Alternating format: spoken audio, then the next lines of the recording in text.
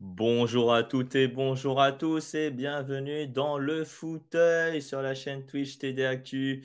Nikinia Simion, très heureux de vous retrouver tous les dimanches à partir de 17h30 et jusqu'à 19h sur cette chaîne Twitch, donc TD Actu. J'espère que vous passez tous un très très bon week-end et que vous êtes prêts à le terminer avec nous. Ce week-end de playoff, ce week-end de wildcard de playoff NFL. Voilà, donc j'espère que déjà hier soir, vous avez été très nombreux à être sur W9, notamment pour suivre le match entre les Ravens et les Steelers qu'on va débriefer tout à l'heure. Et également l'autre match qui opposait les Chargers aux Texans. Donc, je rappelle que cette émission est sponsorisée par notre partenaire de paris en ligne, Unibet. Ah, jusque-là. Voilà. Unibet qui nous accompagne depuis de nombreuses années et qu'on espère qu'il va encore nous accompagner voilà, pendant encore une fois de très très longues années de nouveau sur TD Actu. Je vous souhaite la bienvenue dans le chat hein, avec donc Marie1212, bonjour à Crapo Moutache, bonjour à Gretatuk, désolé si j'écorche le pseudo, bonjour à DJ Starkiller, bref, voilà, donc bienvenue à toutes et à tous donc dans le fauteuil cette semaine donc pour les débuts des playoffs.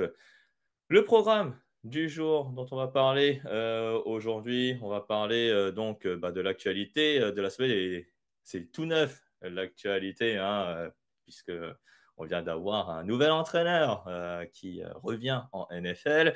On a le débrief donc des deux premiers matchs de Wildcard et tout ça c'est avec Kevin Renaudet. Le thème de la semaine, les trophées de la saison. Ça y est, la saison régulière 2024 est terminée. Et les trophées vont être décernés voilà, dans quelques semaines, quelques semaines normalement. Alors, je ne sais plus la date voilà, des remises des trophées, ça dépend parfois des années, ça change un peu. Mais voilà, on va essayer dans le fauteuil voilà, de déterminer les principaux trophées. Bien sûr, il y a évidemment le titre de MVP, mais aussi les autres trophées, joueur offensif, joueur défensif de l'année, rookie offensif, rookie défensif de l'année, le coach de l'année, le comeback player de l'année également pour cette émission cette semaine. Et puis les paris en ligne avec donc les matchs de wildcard qui nous restent et puis vos questions et réponses avant votre match de playoff qui opposera à 19h les Bills les Bills de Buffalo aux Denver Broncos. Voilà donc pour ce programme dans le fauteuil et sans plus tarder, hein, je pense, bah oui, il n'y a pas de match sur M6+, hein, ça y est, c'est terminé la saison régulière. On y va avec donc l'actualité de la semaine et donc comme j'ai dit en début d'émission, on a un nouvel entraîneur dans la NFL. Et oui, c'est les Patriots qui, entre guillemets, dégainent en premier pour un poste vacant d'entraîneur principal. C'est donc Mike Vrabel, voilà, le nouvel entraîneur des Patriots de la Nouvelle-Angleterre, l'ancien entraîneur des Tennessee Titans, qui, selon nos confrères américains, a signé un contrat sur plusieurs années avec une franchise qu'il a déjà connue en tant que joueur, en tant que linebacker. Du côté des Patriots où il a remporté 3 Super Bowls. Ça tombe bien parce que Jérôme Mayo, c'est aussi la même chose. Il a été linebacker aux Patriots et il a été embauché en tant que nouvel entraîneur des Patriots. Donc, c'est comme si on était un peu dans la continuité de ce que faisait Jérôme Mayo, voilà, en termes de profil, en tout cas, en ce qui concerne les Patriots. Je rappelle qu'il y avait des candidats que les Patriots ont demandé en tant qu'entraîneur principal. Il y avait Ben Johnson, le coordinateur offensif des Lions. Il y avait également Aaron Glenn, qui était le coordinateur défensif des Lions, mais qui a refusé de faire l'interview. Il y a Byron Leftwich, ex-coordinateur offensif des Buccaneers de Tampa Bay et qui a été lié notamment à Tom Brady. Et puis il y a Pep Hamilton également qui a été reçu sur l'entretien. Bon, les 2 derniers, je pense que c'était un peu pour se conformer à ce qu'on appelle la Rooney Rule. Voilà. Je vous laisse chercher sur Google ce qu'est la Rooney Rule, hein. C'est interviewer des entraîneurs de multiples origines avant de pouvoir annoncer une embauche. Et c'est ce qu'ils ont fait, donc les Patriots. Il n'y a pas eu finalement de deuxième entretien pour Ben Johnson notamment, qui a été interviewé, il me semble, samedi, donc hier. Et donc, c'est un match, c'est une embauche qui finalement est un peu, bah, comme le disait très bien Sofiane F, là, c'est du réchauffé. Et c'est exactement le terme. C'est un peu du réchauffé parce que Mike Vrabel, OK, il a de l'expérience. Il a été 6 ans entraîneur principal des Tennessee Titans. Donc, il ne sera pas resté longtemps en dehors des terrains NFL. Enfin, en dehors, il était consultant chez les Browns de Cleveland. Et ben là, il va retrouver le terrain avec les New England Patriots qui vont donc avoir un nouvel entraîneur pour développer leur nouveau quarterback qui est Drake May, donc qui est le nouveau quarterback des Patriots depuis la saison dernière. Voilà donc pour Mike Vrabel, donc, qui est le nouvel entraîneur. Il y a d'autres équipes qui cherchent un nouvel entraîneur, comme les Raiders de Las Vegas, comme les New York Jets aussi. Mais une nouvelle fois, comme la saison dernière, ce sont les Patriots qui annoncent un entraîneur lors de ce nouveau cycle de nouvel entraîneur. L'année dernière, c'était également le cas avec Jérôme Maillot. Espérons donc pour les Patriots que ce sera avec plus de succès que les 4 victoires et 13 défaites de la saison dernière. Je rappelle que les Patriots sont aussi le quatrième choix de draft pour l'an prochain et beaucoup d'argent dans le cap space, donc dans la masse salariale pour ajouter des nouveaux joueurs à la free agency. Je vois aussi des réactions effectivement sur le chat. Je vois Artichock79, les Patriots sont repartis pour la même saison. N'hésitez pas à réagir évidemment dans le chat. On va même faire un sondage. Camille, je ne sais pas si tu peux lancer un sondage. Mavrabel, est-ce une bonne pioche pour les Patriots? Oui ou non? Voilà, on va faire participer en tout cas le chat beaucoup dans cette émission. Donc voilà, juste un petit sondage, Camille, si tu veux bien. Camille qui a la technique, hein, que je salue. Et évidemment, hein, vous pouvez aussi le saluer, évidemment, les autres, pour savoir si c'est une bonne pioche ou pas. Mike Vrabel, donc, pour cette saison 2025. Voilà pour l'info sur Mike Vrabel avec les Patriots de la Nouvelle-Angleterre. On va passer donc aux dernières infos liées à la NFL et liées notamment aux rencontres qui vont arriver dans quelques heures. Je ne sais pas si Camille, tu peux voilà, afficher voilà, le petit déjeuner avec le manager général Chris Ballard qui n'est pas très heureux voilà, de la direction que prend son équipe et notamment avec Anthony Richardson qui tout de même le défend. Voilà, donc on va descendre aussi plus bas, Camille, avec les blessures notamment et les absents pour, euh, pour les rencontres des playoffs, avec Antoine Wilfield qui est de retour pour les Buccaneers. Ça, c'est une très bonne nouvelle pour la défense, un des leaders qui retourne, et Marshall Latimore qui va également jouer pour les Commanders de Washington. Buccaneers Commanders, ce sera tout à l'heure dans la nuit, je pense, il me semble. Ouais, si j'ai. Ou c'est à 22h30, j'ai déjà oublié. Bref. En tout cas, ce sera ce dimanche. Non, c'est à 2h du matin, oui. Entre les Buccaneers et les Commanders. 2 quarterbacks sont bien opérationnels. Celui des Eagles de Philadelphie avec Jalen Hurts qui a euh, validé toutes les étapes du protocole commotion. Et puis, il y a également Jordan Love qui s'est remis de sa blessure au coude, qui ne ressent plus aucune gêne. Donc, il devrait être également de la partie pour les Packers de Green Bay qui vont se déplacer donc chez les Eagles de Philadelphie tout à l'heure. Juste, je regarde le sondage, une bonne pioche. Ah, vous êtes 80% tout de même à dire oui pour une bonne pioche de Mike Vrabel du côté des Patriots. Je rappelle qu'il y a un article aussi sur TD Actu où vous pouvez suivre en temps réel les demandes d'entretien des entraîneurs pour les équipes pour lesquelles il n'y a pas encore d'entraîneur principal. Voilà donc pour les dernières nouvelles concernant la galaxie NFL et on va désormais s'intéresser au débrief des 2 premières rencontres de Wildcard en playoff NFL 2024 et je vais accueillir évidemment celui qui est toujours à mes côtés depuis le début de la saison et je le remercie une nouvelle fois d'être encore à mes côtés. C'est bien sûr Kevin Renaudet qu'on voit apparaître évidemment sur ma gauche. Voilà, si je sais bien me situer. Kevin, bonjour et comment vas-tu? Écoute, ça va très bien. Les playoffs ont commencé un peu doucement, mais on est prêt pour une belle journée. Alors là, je vois pas très bien ton t-shirt. Là, c'est un t-shirt Des Ah oui, 49ers, un AFC ah Champions, oui, ah malheureusement. ouais.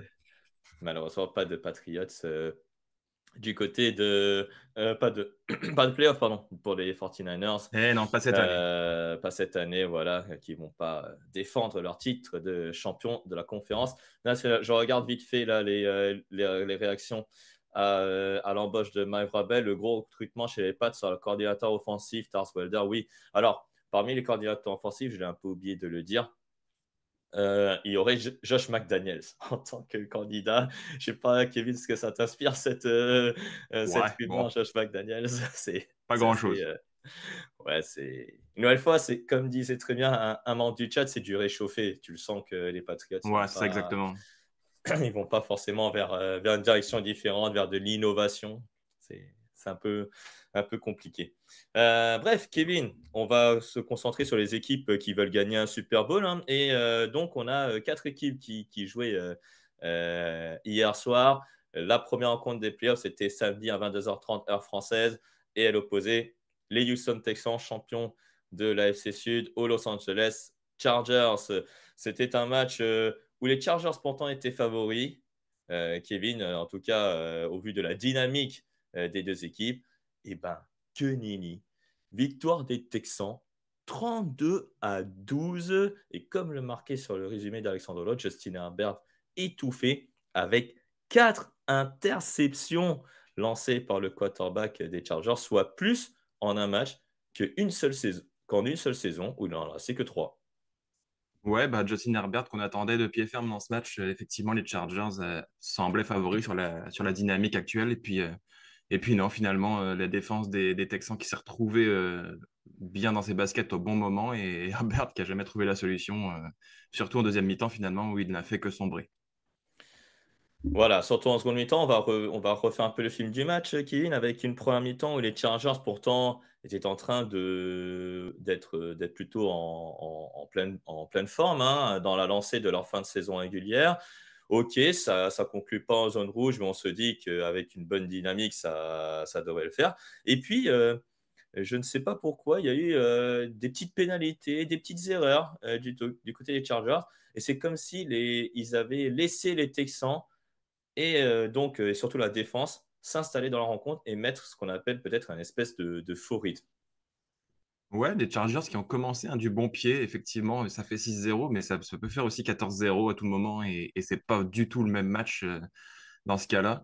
Mais oui, les Texans, avec notamment Will Anderson, très inspirés, qui ont trouvé les solutions au fur et à mesure que le match avançait.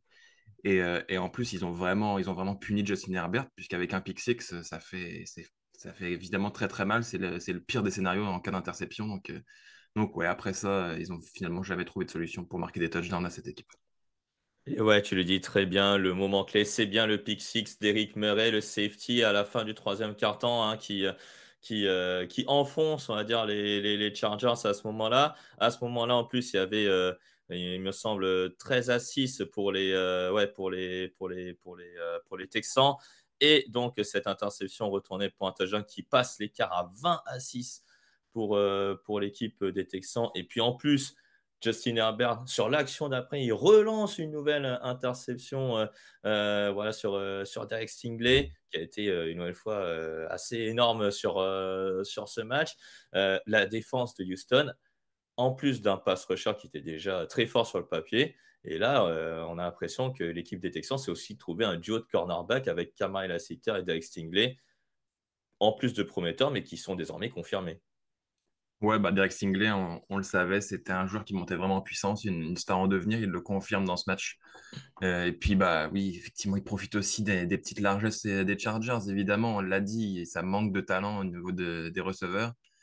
Et voilà, ça s'est senti, notamment avec un Quentin Johnston, toujours avec des mains toujours aussi peu sûres. Ouais, toujours aussi peu sûr, c'est clair. Il a utilisé 5 fois, zéro réception. Quentin Johnston. Bon, voilà. L'attaque des Chargers, bon, on va revenir sur l'attaque des Chargers juste après. On va mettre Ouais. notamment en lumière là de McConkey tout à l'heure. Mais on va revenir sur les Texans et cette qualification. Elle a doit évidemment à la défense. Mais qu'est-ce que tu en as pensé de l'attaque? Est-ce que tu as trouvé que c'était convaincant? Est-ce que tu as trouvé un CJ Stroud convaincant? Une nouvelle fois, Nico Collins, une nouvelle fois, un receveur numéro 1 et qui assume totalement son rôle. Et un jeu au sol qui avait du mal à se mettre en place. Mais petit à petit, ils ont épuisé cette équipe des Chargers jusqu'à ce que Joe Mixon atteigne le touchdown pour enfoncer cette équipe. Ouais, bah, c'est toujours le même rapport de force qui s'applique en NFL. Plus une attaque passe de temps sur le terrain, et en tout cas plus une défense passe de temps sur le terrain, pardon, et plus elle se fatigue, et ça finit par payer. Ça a été le cas pour Joe Mixon, qui finalement a fait l'essentiel de ses yards dans la deuxième partie du match. Bon, CJ Stroud, on le sent, cette saison, c'est toujours un peu la même chose. La deuxième saison, celle de la confirmation, est vraiment plus compliquée. Mais bon, ça a suffi parce que voilà, il avait une grosse défense qui l'a beaucoup supporté. Il fait pas un mauvais match, hein, et on a senti aussi que le coach lui donnait plus de liberté au niveau de la course. Il fait quand même 42 yards dans ce match, dont des courses très importantes pour concrétiser des first downs. Donc voilà, ça a joué là-dessus, mais on n'a pas retrouvé non plus le grand CJ Stroud de la saison passée. CJ Stroud, ses statistiques, 22 sur 33, 282 yards, un touchdown, une interception. Joe Mixon, c'est 25 courses, 106 yards, un touchdown. Et donc Nico Collins, que j'avais cité parmi les meilleurs receveurs peut-être de la ligue déjà, 7 réceptions, 122 yards et un touchdown, dont le touchdown qui permet aux Texans de passer devant juste avant la mi-temps. Et donc cette attaque des Chargers, Kevin, avec enfin, peut-être, enfin, non, j'ai envie de dire un receveur numéro un désormais qui est établi. Bah non, ce n'est pas Quentin Johnston, vous l'avez sans doute deviné hein, pour ceux qui écouteront un podcast, mais aussi pour ceux qui nous écoutent aujourd'hui. C'est Lad McConkey, un touchdown de 86 yards un peu miraculeux, j'ai envie de dire, et 9 réceptions, 197 yards, un touchdown. Il a battu le record de Puka Nacua, Kevin. Ouais, incroyable, Ad McConkey, qui lui aussi est monté en puissance toute la saison. C'est un peu l'arbre qui cache la forêt hein, dans ce corps de receveur, mais quel joueur, encore une fois, quasiment 200 yards, un touchdown. Bon, c'est exceptionnel ce qu'il fait, mais ça montre aussi à quel point ça manque de diversité dans cette attaque. Même un Will Disley qui avait tiré son épingle du jeu ces dernières semaines a été catastrophique. Ouais, voilà, et je sens pour revenir dessus sur cette attaque, on a l'impression qu'il y a eu beaucoup de panique du côté des appels de jeu. On a seulement 18 courses pour 32 passes, alors qu'on pensait que l'identité des Chargers, c'était la course. Qu'est-ce qui s'est passé à ce moment-là, Kevin? Ouais, bah on dirait qu'ils ont perdu confiance, ils se sont un peu perdus. J.K. Dobbins, au fur et à mesure que la saison a avancé, et voilà, il y a une blessure qui l'a gêné aussi, mais il a un peu perdu la main. On a la sensation que le coaching staff savait plus trop qui faire courir entre Dobbins et Edwards. Résultat des courses, ils n'ont fait courir personne. Et plus l'écart se creusait, et plus ils étaient tentés de forcer sur la passe parce qu'ils avaient quand même en Justin Herbert un des meilleurs quarterbacks de la ligue. Mais voilà, il n'est pas dans un bon jour. Will Disley n'était pas vraiment efficace. Quentin Johnston encore moins. Donc c'est sûr que l'étau s'est un peu resserré sur leur plan de jeu. Donc, pour l'avenir, là, les Chargers, et puis ensuite, on va parler des Texans pour l'avenir. C'est quoi les axes d'amélioration? Je pense qu'il faut trouver un receveur numéro 2, on va dire, hein, plus fiable que Quentin Johnston. Qu'est-ce qu'il faut encore pour Jim Harbaugh et son équipe? Et est-ce qu'il ne faudrait pas aussi renforcer une défense? Alors que pourtant, la défense a fait son travail hein, quand même. Hein. Ils ont forcé quand même 4 pertes de balles. Qu'est-ce que tu vois comme axe d'amélioration et la priorité pour l'intercession des Chargers? Ouais, bah côté défensif, c'est quand même très bon. On le sait, de toute façon, avec Jim Harbaugh, c'est toujours ça. C'est toujours une grosse défense et le reste suit. On les attendait presque pas en playoff, ils y sont. Donc, il y a quand même de belles satisfactions. Mais je pense que de leur côté, c'est vraiment tout pour les cibles pour Justin Herbert. Trouver un tight end numéro un, trouver un receveur numéro 2, voire même numéro 3 aussi. Voilà, il faut aider Justin Herbert et Lad McConkey pour passer un cap.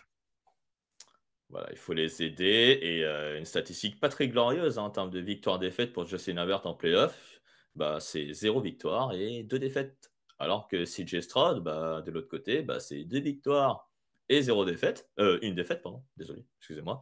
Une élimination. Donc, pour les Texans, ils vont affronter peut-être les Chiefs ou les Bills, hein, ça dépend, voilà, de ce qu'ils vont des résultats de tout à l'heure. Mais pour l'avenir, est-ce que le but, ce serait pas de limiter les pertes de balles aussi du côté des Texans en attaque? Parce que là aussi, il y en a eu beaucoup. Oui, bien sûr, hein, c'est un peu le point d'interrogation, hein. Qu'est-ce qu'on doit attendre de CJ Stroud? Est-ce qu'on est plus proche de ce qui s'est passé en sa saison rookie? Est-ce qu'on est plus proche de cette saison? La réponse est probablement entre les deux. Il y a clairement un axe de progression pour lui. Et oui, le point principal d'amélioration, c'est limiter ses pertes de balles, prendre beaucoup plus soin du ballon. On le sait, ça va être plus compliqué. Ce match était ouvert pour eux. Ils l'ont pris. Maintenant, la suite va être beaucoup plus difficile. Ouais, alors après, si la défense maintient ce niveau de jeu, c'est-à-dire à 16 pressions, hein, sur Justin Herbert, parce qu'ils ont totalement mangé cette ligne offensive des Chargers, je pense qu'il y aura peut-être match, mais si l'attaque, on va dire, limite, fait encore des erreurs, pardon, en termes de perte de balles, ça risque donc d'être compliqué. Voilà donc ce qu'on pouvait dire donc, de cette rencontre entre les Texans et les Chargers. Donc une victoire des Texans 32-12. Deuxième rencontre pour ces playoffs hier soir. C'était dans la nuit de samedi à dimanche que j'ai eu la chance de résumer un match qu'on a déjà résumé dans le fauteuil il y a la semaine dernière, hein, il me semble, hein, Kevin. Hein, voilà. Les Ravens contre les Steelers. Kevin, est-ce qu'on fait un copier-coller de ce qu'on s'est dit la semaine dernière? C'est vrai que ça y ressemble quand même énormément. Le score était un petit peu plus large, mais le rapport de force a un peu été le même. Une fois de plus, des Ravens nettement supérieurs aux ces Steelers. Ils savent comment les jouer, ils savent quel plan de jeu appliquer. Et finalement, ouais, on a un peu le même match finalement.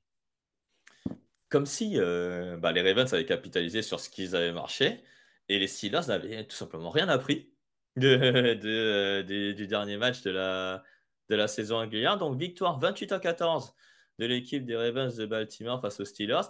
Derrick Henry, il avait fait un match à 186 yards déjà, non, 168, pardon, yards la semaine dernière. Là, c'est un peu plus, 186 yards, mais il ajoute la manière avec 2 touchdowns. Ouais, c'est ça, il est assez incroyable, Derrick Henry, encore sur ce match. On avait la sensation que n'importe n'importe comment il allait prendre le ballon, il allait de toute façon avancer, percer ce premier rideau et prendre 10, 15, 20 yards et plus ses affinités.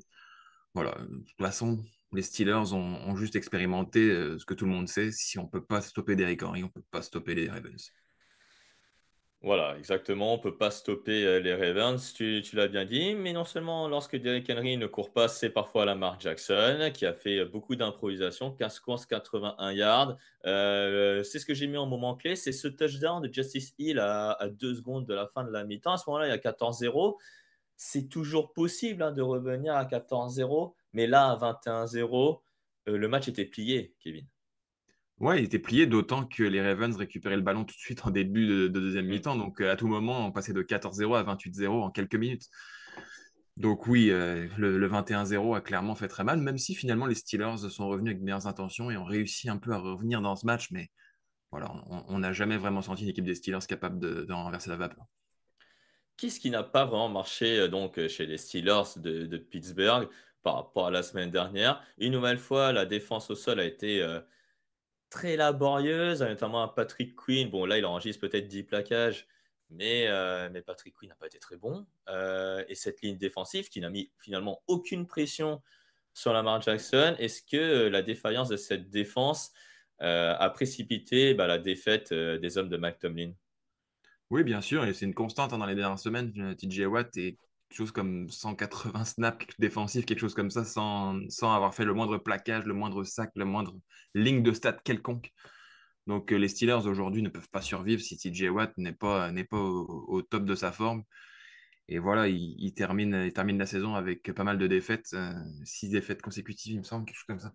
Oui, Donc, 6 défaites consécutives, c'est ça. Ouais, six donc défaites voilà, consécutives, c'est c'est c'est- c'est c'est pas trop terrible. et voilà, la défense est clairement le point noir de cette série.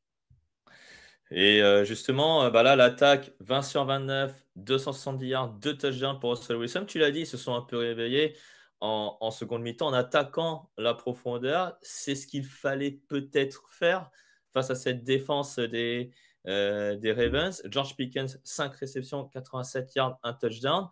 Mais une nouvelle fois, le jeu au sol, Kevin, et on revient là, pour garder le ballon, a été inefficace. 6 courses, 17 yards seulement pour Najee Harris.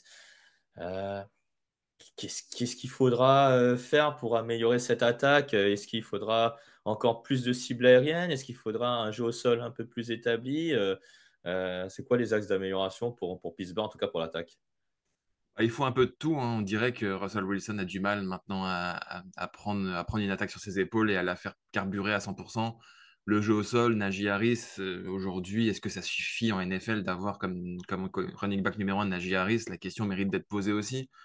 Mhm, Derrière, en receveur, tu l'as dit, il y a George Pickens, mais derrière, il n'y a pas grand-chose. Pat Moot est passé au travers aussi hier. Donc mhm. voilà, ça fait beaucoup, beaucoup, beaucoup de choses à revoir.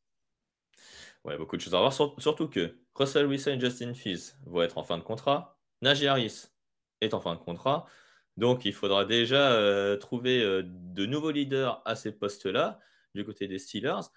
Mais après, l'autre procès que j'ai envie de faire, entre guillemets, c'est Mike Tomlin, l'entraîneur des Steelers. Ça fait, OK, Mike Tomlin, il a un record incroyable, c'est de ne pas avoir fait une saison à moins de victoires que de défaites. Ça, OK, c'est indéniable, c'est très bien. Mais on sent qu'en playoff, depuis beaucoup d'années, il n'arrive pas à passer ce cap qui fait que les Steelers peuvent devenir dangereux et devenir menaçants pour les autres équipes de la conférence américaine. Qu'est-ce qu'il faudra faire pour Mike Tomlin? Est-ce qu'il faudra de nouveau changer les coordinateurs? Est-ce qu'il faudra qu'il lâche du lest dans la défense? Enfin, c'est quoi aussi les axes d'amélioration en termes de staff? Bah, on dirait qu'il est un peu prisonnier de ce système où finalement, oui, il est en playoff quasiment chaque année, il est en positif chaque année, mais il repasse jamais par cette phase de reconstruction qui permet d'ajouter du sang neuf, d'ajouter de vrais jeunes joueurs, de vrais talents dans cette équipe et finalement d'accepter un 2 3 ans plus difficile pour revenir et là, aller titiller vraiment les sommets. Là, on a des Steelers qui finalement sont en train de se complaire dans ce moyen, moyen, moyen, quoi. Ils vont jamais très, très haut, ils descendent jamais très, très bas, mais voilà, ça reste. On se qualifie en playoff et on sort au premier tour. Ouais, je sais pas à quelle équipe, par exemple, dans un autre sport auquel je pourrais faire référence, mais tu vois, tu sais qu'ils vont jamais aller plus haut, voilà, comme tu l'as Le, bien le, dit. le, le Stade Rennais en Ligue 1, par exemple. Le Stade Rennais. Ah ouais, pourquoi pas. Ouais. Ah ouais, mais là, on parle d'une équipe qui sent un peu la loose. Mais ouais, c'est un peu ça. Mais ouais, attention, pour ceux qui sont supporters de Rennes au foot, hein, on ne dit pas que c'est une mauvaise équipe, hein, bien au contraire, hein. Parce que les Steelers ne sont pas une mauvaise équipe, mais c'est là en fait Non. où j'aimerais insister, c'est que le plancher, il est très bien. Il y a des joueurs confirmés, mais quasiment à toutes les lignes. Mais le potentiel, il n'est pas là. Il est vraiment pas là. Et tu sens que cette équipe, à un moment, comme McTony, à la fin de saison est négative, bah là, on va lui sauter dessus et on lui dira, bah, McTony, je suis désolé, va falloir du 109 dans cette équipe. Et il y a un gars 35 qui dit la Suisse au foot. Exactement. Bah oui. Tu sais qu'ils vont jamais aller plus haut, mais bon, voilà, c'est comme ça. OK, ils ont fait un run en playoff, mais malheureusement, à force de faire des courses en playoff, il en faut plus peut-être, Kevin, il en faut plus. Ouais, et puis on est quand même à 6 défaites consécutives en playoff pour Mike Tomlin. Alors oui, il est en positif chaque année, mais je suis désolé, c'est pas satisfaisant du tout de sortir au premier tour des playoffs 6 fois de suite. Voilà. Donc, on verra donc pour la suite pour les Steelers. Il faut trouver donc un autre quarterback, peut-être, ou continuer avec Russell Wilson. Il faut trouver un running back numéro un plus établi, peut-être du côté des rookies, hein, on verra bien pour les Steelers. Mais en tout cas, voilà, Les Steelers s'inclinent donc 28-14 face aux Ravens de Baltimore. J'ai oublié de dire un mot sur les Ravens, Kevin, pour terminer. Les Ravens, est-ce que tu penses qu'ils sont maintenant favoris pour aller au Super Bowl pour la conférence américaine? Bon, il y a clairement un groupe de trois grosses équipes avec les Chiefs, les Bills et donc les Ravens. Bon, clairement, ça se joue entre les trois. Mais les Ravens ont vraiment beaucoup d'arguments. C'est peut-être l'équipe la plus complète des trois finalement. Aussi forte en attaque. Bon, en défense, il y a des petits bémols de temps en temps, mais ils ont quand même beaucoup de bons joueurs aussi. Donc ouais, pour moi, il pourrait avoir l'air du favori numéro un. Voilà, donc à voir si John Harbaugh donc déjà fait mieux que son frère et puis si et puis si s'ils y vont bah, on espère qu'ils vont cette fois-ci battre leur ennemi, on va dire leur bête noire, c'est-à-dire les Chiefs de Kansas City en divisional round peut-être ou en finale de conférence américaine. Voilà ce qu'on pouvait dire donc de ces deux débriefs des deux premiers matchs des playoffs entre donc les Ravens et les Steelers et puis entre les Texans et les Chargers. Kevin, là, je vais regarder un peu ce qu'il y a sur le chat. Derrick Henry, de mémoire, centaines de yards en une mi-temps. Oui, c'est ça. Il a fait 106 yards en première mi-temps et il termine avec donc 186 yards au total. Performance tranquille des Ravens qui sont baladés en première mi-temps. Oui, effectivement, ils se sont baladés en première mi-temps. Les Ravens de Baltimore, durant ces wildcards, c'était un peu de l'entraînement effectivement, pour cette équipe. Je ne sais pas si tu seras d'accord avec moi, Kevin, pour qualifier cette prestation. Ouais, c'est presque mieux qu'une bye week. Ils passent tranquille et en plus, ils gardent le rythme. Oui, en plus, ils gardent le rythme. Et bien justement, les Ravens, ils vont peut-être être une des équipes sollicitées pour notre thème de la semaine. Le thème de la semaine, Kevin, ce sont les trophées de la saison 2024 sur le fauteuil. Alors, il y a quelques semaines, il y a même quelques mois, on a fait des débats sur le MVP. Il y a quelques mois, on disait Patrick Mahomes ou Josh Allen pour le titre de MVP. Bon, après la saison, Patrick Mahomes, on peut déjà le rayer de la liste. Il n'a même pas été élu All-Pro, hein, les équipes All-Pro qui sont sorties il y a quelques jours.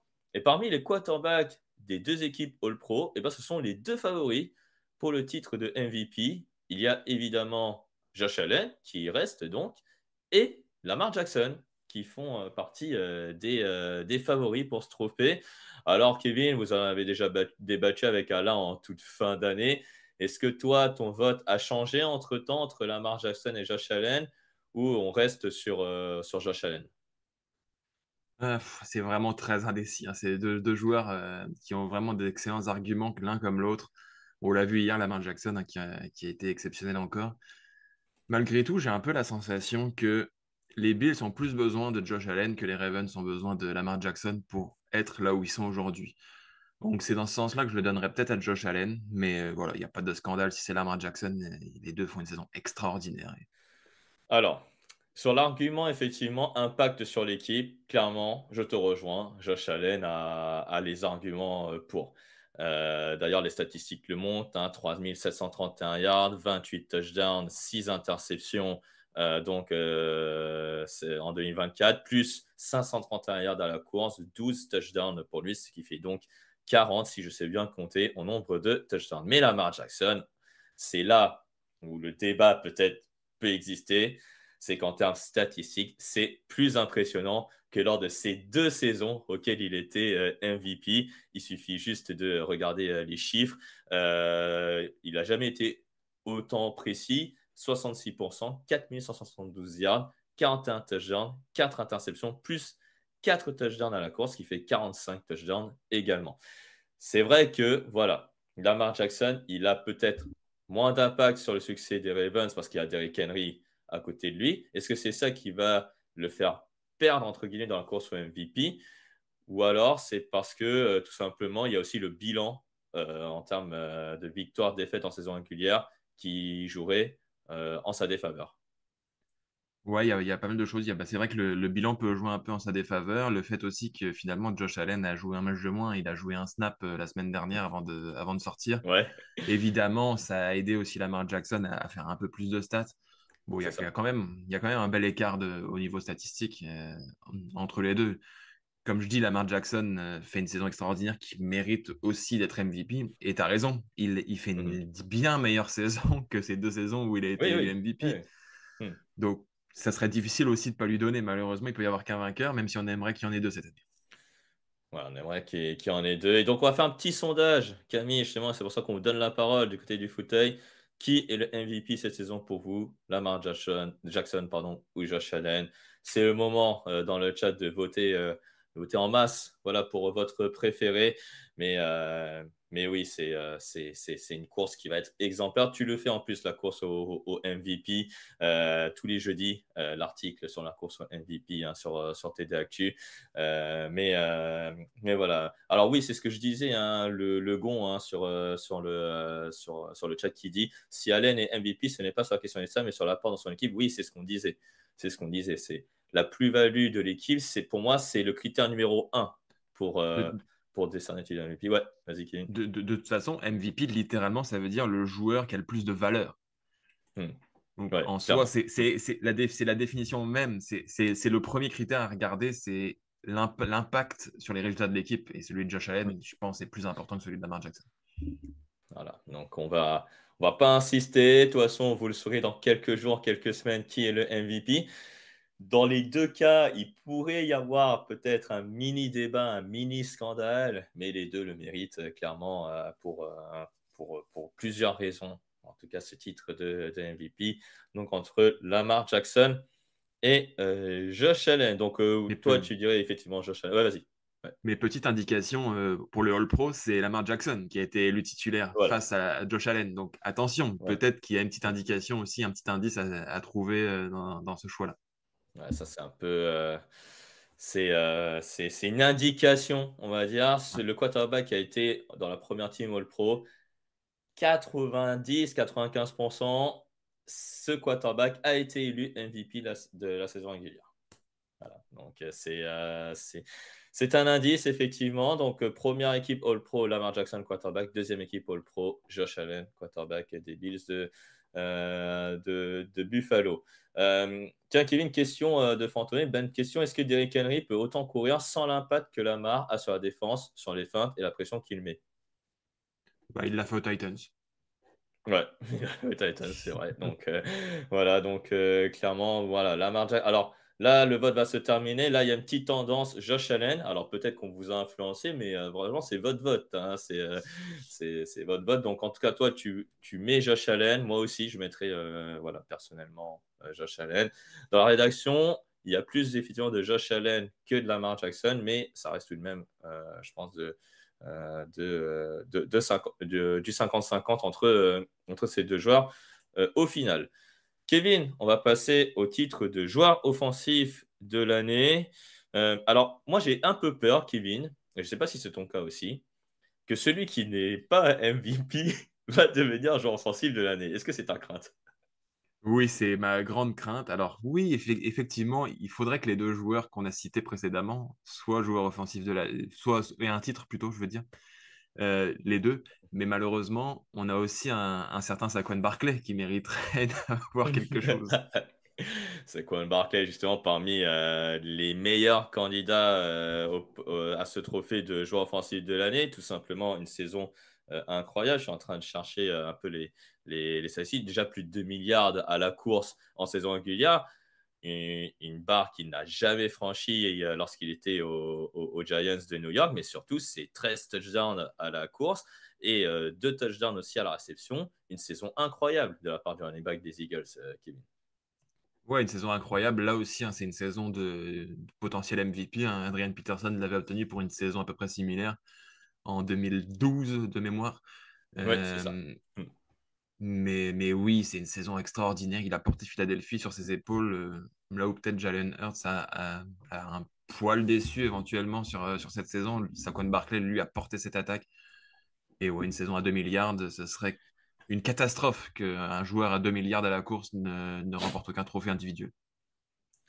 Ouais, et tu vois, on revient un peu à la question d'avant. C'est si Lamar Jackson et Josh Allen n'ont pas le titre de MVP, vu que le quarterback fait partie de l'attaque euh, d'une attaque NFL, franchement, ça serait quand même dommage de dire que Lamar Jackson ou Josh Allen remporte ce trophée, ça serait un peu la consolante, non? Ouais, et puis malheureusement, c'est la vieille tradition en NFL de donner le joueur offensif de l'année à finalement celui qui n'a pas été élu MVP. Ça pourrait être le cas cette année. Ouais, ça pourrait être le cas et je crains que ça va être le cas. Enfin, enfin, ça me ça me chagrinerait un peu si ce cas arriverait. Mais sinon, oui, il y a Edakram qui le dit très bien. Chase devrait être dans la discussion, mais Barclay va l'avoir. Oui, Kevin, Jamar Chase, effectivement, est bien dans la discussion. 175, 127 réceptions, 1708 yards et surtout 17 touchdowns, tout simplement la triple couronne pour Jamar Chase. Cooper Cup a été élu joueur offensif de l'année, il me semble, avec en qualité de triple couronne en tant que receveur. Jamar Chase, malheureusement, il a l'air en dessous. En plus, déjà, le bilan individuel, il est moins bon, entre guillemets, que Saquon Barkley, mais il y a aussi le bilan de l'équipe qui va jouer en sa défaveur. Exactement. Joe Burrow, aujourd'hui, on devrait le mettre dans le débat avec Josh Allen et Lamar Jackson. Il n'y est pas parce que Ouais. les Bengals ne sont pas en playoff et Mhm. ont à peine une saison au-dessus de 50%. Jamar Chase souffre de la même chose. Il fait effectivement une saison exceptionnelle qui devrait lui permettre d'être dans ces discussions-là. Mais voilà, c'est deux joueurs exceptionnels qui n'ont pas suffi à porter leur équipe à suffisamment loin. On va passer donc au trophée de joueur défensif de l'année. Alors, je n'ai pas fait de sondage pour le joueur offensif de l'année. Je pense que Saquon Barkley devrait l'avoir. Voilà, on va pas se faire d'illusions, mais bon, on ne sait jamais.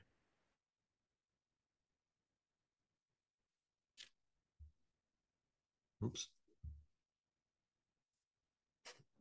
La caméra Alors, a dit on a perdu Nitti. de mon côté.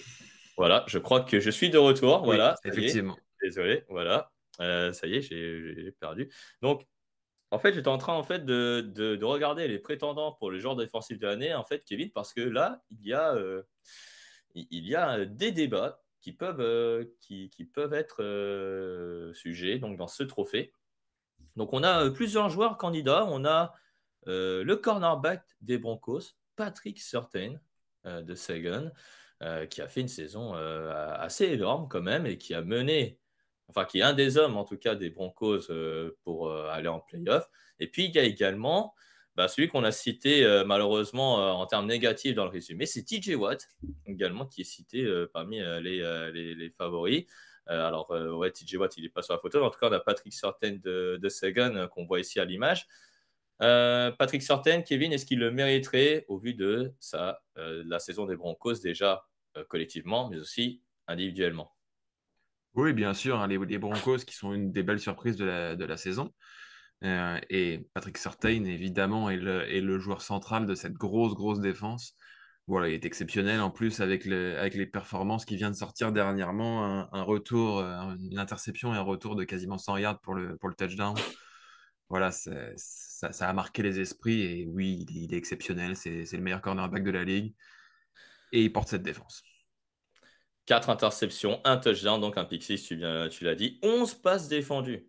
Voilà, 11 passes défendues. Donc, c'est pas le meilleur dans ce domaine, mais quand même, 11 passes défendues. Et il a un vrai impact, surtout qu'il a limité des receveurs comme Jamar Chase, comme AJ Brown, voilà, des receveurs comme ça, à moins de 20 yards, on va dire, à la réception. C'est là où il a été très fort. Malheureusement, c'est jamais mentionné, on va dire, les yards des receveurs lorsqu'ils sont opposés à des cornerbacks en un contre un. Est-ce que là, cette année, on va faire une exception avec Patrick Surtain de Sagan parce qu'en général, normalement, les défenseurs de l'année, on a surtout récompensé des pass rushers ces derniers temps. Ouais, c'est vrai, on a surtout récompensé des pass rushers, mais bon, cette année, les pass rushers sont peut-être un peu moins explosifs que les dernières saisons. Là, on a quand même un cornerback qui mérite d'être récompensé. Et c'est vrai que ça se poste, il faut qu'il fasse des très grandes saisons, mais ça a été son cas. Finalement, on se passe défendu quand on est un cornerback aussi craint et qu'on finalement on reçoit aussi peu de ballons dans sa direction. Ça reste des chiffres extraordinaires. Alors, l'autre candidat, enfin les autres candidats qui pourraient avoir. Alors, on a TJ Watt qui a fait 11,5 sacs et 6 fumbles forcés. Et puis, on a aussi le meilleur pass rusher en nombre de sacs. C'est Trey Hendrickson, 17,5 sacs. Est-ce que les deux pass rushers peuvent menacer Patrick Surtain pour ce trophée de joueur défensif de l'année? Probablement pas, puisque voilà, TJ Watt, on l'a dit, hein, le dernier tiers de la saison est quasiment blanc. Il s'est pas passé grand-chose de son côté. Il a clairement marqué le pas. Trey Hendrickson, de son côté, joue dans une défense qui a été catastrophique. Lui a été extraordinaire, mais autour de lui, il y a tellement rien que finalement, il est un peu noyé dans cette masse un peu cata cette année. Donc voilà, ils sont moins mis en avant, alors que Patrick Surtain aujourd'hui est dans une défense qui est exceptionnelle. Alors, Guigui Twig nous dit Miles Garrett. Est-ce que aussi ce serait un candidat pour le titre de défenseur de l'année? Oui, ben, j'y ai pensé aussi, il était un peu dans ma liste. Mais voilà, Mhm. il souffre également de la défense des Browns. Il surnage, mais voilà, c'est une défense qui n'a pas montré grand-chose en dehors de lui, finalement. Donc, c'est un peu comme le joueur offensif de l'année. On a clairement un favori, c'est Patrick Surtain-de-Sagan. Les autres sont un peu en dessous, mais pourraient tout de même y prétendre. Les dernières années, c'était un pass rusher qui était Mhm. consacré, mais là, on voit mal comment un pass rusher pourrait l'emporter, alors qu'il n'y a pas forcément un pass rusher qui nous a marqué durant la saison 2024, Kevin. Non, pas vraiment de pass rusher, c'est vrai. Mac Crosby a peut-être été un peu moins bien aussi. Nick Bosa également. Voilà, c'est les joueurs qu'on a l'habitude de considérer. Micah Parsons également, qui a eu des blessures. Voilà, les joueurs qu'on a l'habitude de voir habituellement ont un peu manqué à l'appel cette année. Exactement. Donc voilà, ce type de joueur défensif de l'année va consacrer probablement un nouveau joueur, voilà, peut-être un cornerback, voilà, avec Patrick Sardesagan. Alors JBR65 nous dit Roquan Smith. Bon, j'y crois pas trop là, Roquan Smith. C'est surtout que les premières semaines, c'est compliqué hein, pour Roquan Smith, notamment son match face aux Raiders de Las Vegas. Voilà, donc Je c'était pense qu'un Fred Warner au poste de linebacker serait peut-être un poil voilà. mieux placé même que Roquan Smith. C'est ça. En plus, Fred Warner, qu'on avait cité parmi les potentiels candidats à un titre de joueur défensif de l'année en début de saison. On va passer au rookie, si tu veux bien, Kevin, avec le rookie offensif de l'année. Alors, vous l'avez peut-être vu dans les images qui ont défilé dans le fauteuil. Ah oui, avant de revenir sur le joueur défensif, sur le rookie offensif de l'année, Udinese Perlavita nous dit Zach Bone. Pourquoi pas Zach Bone, qui a fait une super saison C'est avec les vrai. Eagles. Le joueur que personne n'attendait, et qui était cité Ouais. par absolument personne en début de saison et qui a explosé dans cette Mm. défense des Eagles, c'est vrai. C'est Mm. un vrai élément, mais voilà, il a peut-être un nom un peu moins connu, un peu moins hype, et ça peut Voilà. compter dans ce genre de vote. Voilà, un peu moins clinquant, c'est vrai. Zach Bone qui a signé seulement un an avec les Eagles et qui fait une saison incroyable au poste de linebacker pour cette équipe qu'on verra probablement tout à l'heure face aux Packers de Green Bay. Donc, on va passer au rookie offensif de l'année et il y a clairement un favori, Kevin, on va pas se mentir. C'est Jaden Daniels, le quarterback des Commanders. Ouais, Jaden Daniels, hein, qui a explosé cette année, littéralement, dans une équipe qu'on n'avait pas l'habitude de voir briller ces dernières années. Et oui, il est exceptionnel cette année. Il porte cette équipe en playoff. Il est bon à la passe, il est bon au sol, il est bon un peu partout.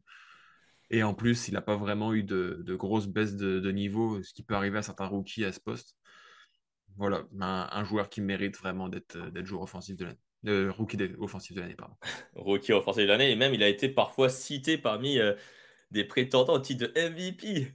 Qui sait, pendant la saison, je regarde les statistiques et c'est vrai, hein, 68 yards pardon, à la passe, 25 touchdowns, 9 interceptions, plus 6 touchdowns à la course, ça fait 31 touchdowns. On a un peu dit avec Jean-Michel Bouchard, c'est un quarterback qui pourtant n'était pas forcément considéré avant la draft 2024 et depuis, il a tellement monté dans le rapport.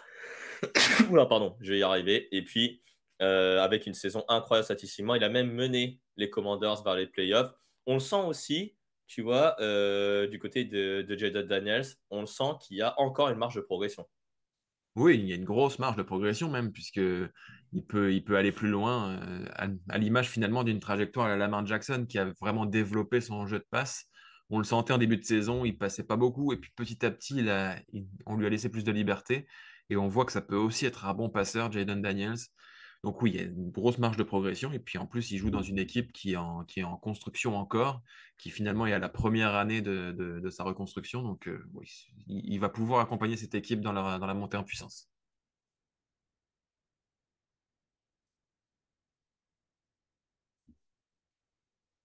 Il a perdu le son, Niti.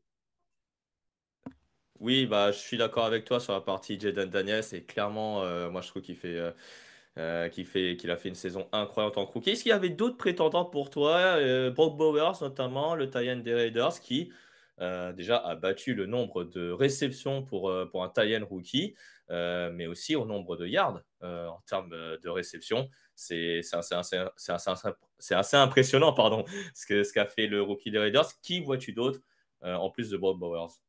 Ouais, Brock Bowers qui sort une saison exceptionnelle, qui est même All-Pro dès sa première saison, alors que le poste de tight end est quand même bien fourni en NFL. Et puis bah, j'avais aussi Bo Nix de mon côté, Hmm. là encore aux Broncos, qui a surpris tout le monde. Personne ne le voyait à ce niveau, et Sean Payton en a fait une très très belle arme à ce poste.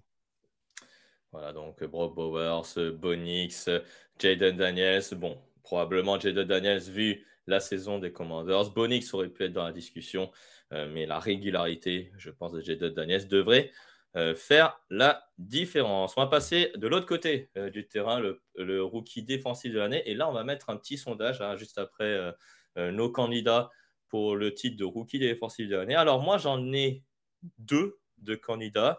J'ai Quinion Mitchell, le cornerback des Eagles de Philadelphie. Et j'ai Jared Verse, le pass rusher des Rams de Los Angeles. Qui vois-tu en tant que, en tant que rookie défensif de l'année parmi ces deux joueurs? Bah, écoute, déjà première chose, on a les deux mêmes. C'est un Ça, bon c'est point. bien. Donc, on va peut-être faire Euh, un petit sondage d'ailleurs pour le chat hein, qui dit voilà, le rookie défensif de l'année, Quinion Mitchell ou Jared Verse. Voilà, le sondage va être lancé dans quelques secondes. Bah, vas-y, continue. Ouais, bah, de mon côté, j'irais peut-être plus sur Jared Verse qui est fini la saison extrêmement fort. Il est vraiment monté en puissance toute la saison avec les Rams, une jeune défense des Rams en plus. Et ouais, finalement, on a un joueur qui est très marquant dans cette défense et ouais, je pense qu'il peut prendre le titre. Alors, Jared Verse, c'est 66 plaquages, 5 sacs, 2 fumbles forcés, 2 fumbles recouverts, quand même. Donc, ça, c'est très prometteur. Et puis, une nouvelle fois, j'ai envie de dire, pour la partie pour Quinion Mitchell, pardon, c'est un peu pareil que Patrick Surtain de Seguin. Il a été face à des receveurs confirmés qui sont plus âgés que lui et il les a tenus en respect, Kevin. Ouais, joueur vraiment très surprenant, hein. Et on avait des Eagles qui alignaient beaucoup de jeunes cornerbacks. Il y a Quinion Mitchell, il y a eu Cooper DeJean aussi qui a été beaucoup aligné dans cette défense. Et Mitchell qui s'est imposé tout de suite dans cette défense, qui a été très très bon, qui a limité beaucoup de grands receveurs. Donc oui, c'est un joueur très marquant et effectivement, il pourrait gagner ce titre aussi. 46 plaquages, 12 passes défendues pour Quinion Mitchell. Est-ce que ce qui va lui desservir, c'est qu'il n'a fait finalement aucune interception. Est-ce que c'est ça qui va le desservir et qui va peut-être le faire louper ce titre de rookie défensif de l'année? Malheureusement, ça se peut. Je trouve ça un petit peu dommage parce qu'on limite souvent les cornerbacks au nombre d'interceptions alors que finalement, c'est peut-être pas la chose la plus importante, hein. On l'a vu avec Trevon Diggs qui fait beaucoup d'interceptions et qui est un peu cata dans tout le reste de la palette d'un cornerback. Donc ouais, c'est un peu dommage, mais effectivement, les stats comptent beaucoup dans ce genre de vote et ça pourrait le desservir. Un autre joueur qui pourrait intervenir en plus des deux joueurs, puis après on verra le résultat du vote pour le rookie défensif de l'année parmi les auditeurs qui nous écoutent sur Twitch, c'est Jalen Cooper, le linebacker des Packers, qui a été cité par la Mignos. C'est vrai qu'il a été mis tardivement en tant que titulaire, mais là, depuis quelques matchs, Jalen Cooper, c'est devenu un vrai leader pour cette équipe des Packers. Ouais, un vrai leader et c'est vrai depuis quelques matchs, on voit quasiment que lui hein, quand on voit la défense des Packers. Voilà, mais c'est vrai que le réveil est peut-être un petit peu tardif. C'est pas de sa faute, tu l'as dit, il a été aligné un peu sur le tard. Mais oui, il aurait eu le niveau s'il avait joué depuis la première semaine. Malheureusement, ce ne sera pas le cas. Ouais, ce ne sera pas le cas. Donc, Jared Verse hein, est votre préféré. Voilà, 69% vote pour Jared Verse du côté des auditeurs de Twitch. Donc, pour ce titre honorifique de rookie défensif de l'année. Alors, Guy Twig nous mentionne Cooper de Jean. Pareil que Quinion Mitchell, il n'a pas forcément des stats ronflantes. Et puis aussi, Cooper de Jean, il a fait quelques erreurs quand même hein, avec l'équipe des Philadelphia Eagles. Il n'a pas autant d'impact que Quinion Mitchell, surtout que Mitchell joue à l'extérieur. Donc, en cornerback et Cooper de Jean joue à l'intérieur. Enfin, on va terminer avec 2 trophées, Kevin. D'abord, le titre d'entraîneur de l'année et là, on a, 2 favoris pour moi qui se détachent. Je ne sais pas si c'est les mêmes pour toi, mais en tout cas, moi, ce sont les 2 favoris que je vois pour ce trophée d'entraîneur de l'année. Le premier, évidemment, c'est l'entraîneur de l'équipe championne de la conférence nationale saison régulière, c'est Dan Campbell, donc l'entraîneur des Lions de Détroit. Le deuxième, c'est l'entraîneur des Minnesota Vikings, Kevin O'Connell, qui a mené donc les Vikings. Alors oui, malheureusement, ils sont seed numéro 5 du côté des playoffs, mais à une des meilleures équipes nationales, à une des meilleures attaques du pays. Kevin, est-ce que Dan Campbell ou Kevin O'Connell sont les favoris ou est-ce que tu vois d'autres entraîneurs prétendre à ce trophée? Ouais, il y a beaucoup, beaucoup de noms qui peuvent se détacher dans ce vote. J'ai l'impression que sur ce trophée, souvent, on récompense un entraîneur qui a mené une équipe un peu inattendue. Dans ce truc-là, Dan Campbell est peut-être un peu est peut-être un peu Oui. moins bien placé, puisque finalement, on attendait les Lions très très haut. Il a finalement donné raison aux gens. C'est un peu moins le cas pour Kevin O'Connell, qui lui a créé quelque chose d'assez dingue avec les Vikings. C'est un peu le cas aussi avec Jim Harbaugh aux Chargers, ou Sean Payton aux Broncos, Dan Quinn aux Commanders, ou McDermott aux Bills. Mm. Voilà, c'est des coachs qui finalement ont amené des équipes qu'on n'attendait pas nécessairement en playoff ou un peu en difficulté, qui les ont amenés très très loin dans cette saison. Peut-être qu'eux pourraient prendre davantage sur Dan Campbell. Alors, je regarde l'entraîneur de l'année l'an dernier, c'était Kevin Stefanski, l'entraîneur des Browns de Cleveland. Et puis, il y a 2 ans, c'était Brian Daboll, qui était également l'entraîneur de l'année côté des New York Giants. Beaucoup là dans le chat, la cite Dan Campbell. Dan Campbell tous les jours, record de victoire de la franchise. Il sait ce qu'il veut, Dan Campbell. Il a su garder son coaching staff et vraie identité des Lions. Tu l'as dit, ce trophée, c'est vrai, c'était un peu la définition qu'on a fait ces dernières années. C'est l'entraîneur de l'année, c'est maintenant l'entraîneur qui va faire rebondir une franchise. Voilà, si je reprends tes propos et si je synthétise un peu. Mais là, ce sont 2 entraîneurs qui finalement sont dans une logique de victoire par rapport à la saison dernière. Donc, si on prend ta définition, peut-être qu'un entraîneur comme Sean Payton peut être dans la discussion. Ouais, bien sûr, Sean Payton avec les Broncos qu'on n'attendait pas à pareille fête. Il sortait d'une saison un peu catastrophique avec Russell Wilson en quarterback. Et là, Sean Payton a vraiment imposé sa patte, sa vraie patte, avec un jeune quarterback qu'il a pu former comme il le souhaitait. Et oui, effectivement, Sean Payton a fait quelque chose de fou aux Broncos en les emmenant aussi loin et peut-être encore plus loin. Voilà, peut-être encore plus loin. Alors, bon, là, je ne vais pas lancer un sondage, mais pour toi, l'entraîneur de l'année, ce serait qui? Dan Campbell, Sean Payton, Kevin O'Connell, donc un autre? Je pense que ça pourrait être Kevin O'Connell parce il a emmené les Vikings plus loin qu'on pensait et il leur a donné un des tout meilleurs bilans de la ligue aussi. Donc, il réunit un peu ces deux choses-là. Mais bon, sur la qualité pure de coach, Dan Campbell me paraît mieux placé. Ouais. Je pense que le record de victoire de la franchise des Lions en une seule saison va peut-être Ah, peut-être, faire oui. pencher la balance pour, euh, pour Dan Campbell. Je rappelle que Dan Campbell, sa première saison aux Lions, c'était, il me semble, une victoire ou 3 victoires, je ne sais plus. Je crois trois victoires. Et la deuxième saison, il commençait avec une victoire et 9 défaites pour terminer avec 7 victoires, 9 défaites, et puis ensuite 2 saisons dans le positif. C'est plus pour récompenser voilà, la résilience, peut-être, si c'est Dan Campbell. Je ne sais pas pour toi si Oui. c'est un peu Bah comme oui, ça. comme quoi, il faut pas toujours se jeter sur le coach et le virer dès la première saison, même quand ça va pas bien. Hmm. Des fois, il faut laisser du temps à son coach. Coucou les New England Patriots. Ouais. Coucou les New England Patriots par rapport au début d'émission où Mike Vrabel, je rappelle, pour ceux qui viennent de nous rejoindre et qui ont vécu dans une grotte durant 5 heures, et qui est donc le nouvel entraîneur des Patriots de Nouvelle-Angleterre, Mike Vrabel. Donc, c'est tombé il y a à peine quelques heures. Voilà, pour ceux qui écoutent sur Twitch et pour ceux qui écoutent le podcast dans quelques heures, bah, voilà, donc Mike Vrabel, nouvel entraîneur des Patriots. Et puis enfin, alors le dernier trophée, Kevin, alors là, je vais définir la définition de ce trophée. Euh, Ça s'appelle le Comeback Player of the Year, donc je ne sais pas comment on va dire en français, mais je sais Retour de pas, l'année. Retour de l'année, ouais, j'en sais rien. Bon, enfin bref. Alors, la définition d'après la NFL, là, je vais traduire en français, hein. Alors, maladie, blessure physique ou autres circonstances qui l'ont amené à manquer du temps de jeu la saison précédente. Voilà, c'est le joueur qui a eu une maladie, blessure physique ou autres circonstances qui l'ont amené à manquer du temps de jeu la saison précédente. Par opposition aux joueurs ayant des performances, on va dire, où ils ont ressuscité, ou alors qu'ils reviennent à un niveau acceptable, on va dire un niveau de All-Star, peut-être de All-Pro plutôt, alors qu'ils étaient mauvais.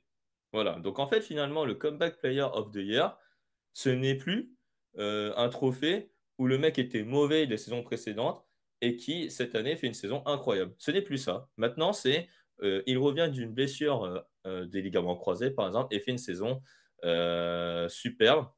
Alors oui, on a pensé à Sam Darnold, hein, clairement, hein, pour le titre de Comeback Player of the Year, le quarterback des Vikings.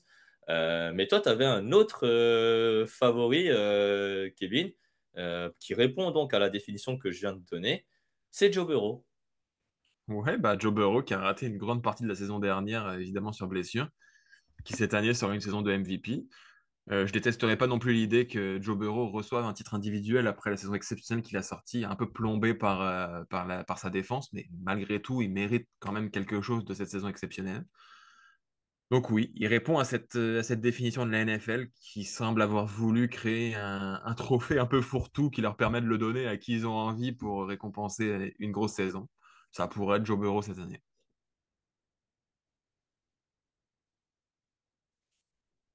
On n'a pas dû le son Niti. Alors, il y a d'autres dans le chat qui ont pris la définition à la lettre, on va dire. Alors, Irad 1979 a pensé à Ricky Pearsall. Bah oui, hein, parce qu'il a reçu une balle dans la poitrine, malheureusement, en début de saison. Mais bon, c'est un peu léger, peut-être, pour être le comeback player Il of n'a the pas arrêté year. il a pas arrêté de temps de jeu, il a pas arrêté de temps de jeu l'année Ouais, dernière puisqu'il était ouais, à l'université. voilà, exactement, en plus. Donc, c'est pas vraiment ça. Il est même donc inéligible. Alors, Tréma, je te dis, Sam Darnold n'avait pas été annoncé inéligible. Alors, j'ai pas vu ça. Non, J'ai pas vu ça. Non, tout le monde est éligible, hein, à ce trophée, hein, de Comeback Player of the sauf Year. les C'est rookies, juste évidemment. que. Voilà. Sauf les rookies. Sofiane F qui nous dit Deshaun Watson. Bon, bon on va arrêter là pour les suggestions. Mais oui, alors il y a Sam Darnold donc, qui peut être candidat. Il y a aussi Joe Burrow donc, qui peut être candidat donc, à ce trophée de Comeback Player of the Year. Kwanzaa, ouais, qui nous dit une suggestion. Christian Gonzalez, le cornerback des Patriots, pourquoi pas? Effectivement, c'est exactement la définition qu'en fait la NFL. Voilà. Donc pourquoi pas, s'il fait partie des gens qui sont éligibles. Et ouais, hein, qui a connu une grosse blessure, effectivement, en 2023, et qui, là, en 2024, a joué quasiment tous les matchs, désormais, Christian Gonzalez. Alors, je regarde très vite les performances de Christian Gonzalez, parce que forcément, je ne suis pas au courant de tous les statistiques de tout le monde. Donc, 11 passes défendues, 2 interceptions et 59 plaquages, quand même. Pour Christian Gonzalez, c'est quand même prometteur. Donc, oui, effectivement, Christian Gonzalez pourrait être un des candidats principaux à ce titre honorifique de Comeback Player of the Year. Tu le comparais à un autre trophée au basket, Kevin, qui pourrait peut-être être plus adéquat, plus adapté même à la NFL. C'est le trophée, par exemple, de la meilleure progression. Ouais, ça me paraît être plus lisible, en tout cas pour à peu près tout le monde. Le joueur qui a le plus progressé, dans ce cas-là, effectivement, Sam Darnold aurait été probablement le favori numéro un, puisque il vient de nulle part un petit peu. Il n'a jamais vraiment performé en NFL, donc c'est toujours compliqué de lui donner le comeback player de l'année. Mais sur une meilleure progression, effectivement, il aurait été un parfait candidat. Voilà, il aurait fait donc un candidat même plus que crédible si on est sur un trophée donc de meilleure progression. Voilà donc ce qu'on pouvait dire donc sur les trophées, les principaux trophées de la saison, donc MVP, joueur offensif, joueur défensif, les rookies offensifs et défensifs, coach de l'année et enfin le comeback player of the year. Vous pouvez après vous remettre le podcast parmi les candidats qu'on a cités. Mais en tout cas, vous pouvez être sûr que un de ces joueurs probablement va recevoir le trophée auquel il est éligible pour la saison 2024. Merci Kevin donc pour ce thème et pour m'avoir accompagné donc pour les joueurs et les entraîneurs qui sont éligibles au trophée. Et maintenant, on va passer à notre section préférée, même si la semaine dernière, c'était un peu la catastrophe, bien sûr, les paris en ligne via notre partenaire de paris en ligne, Unibet.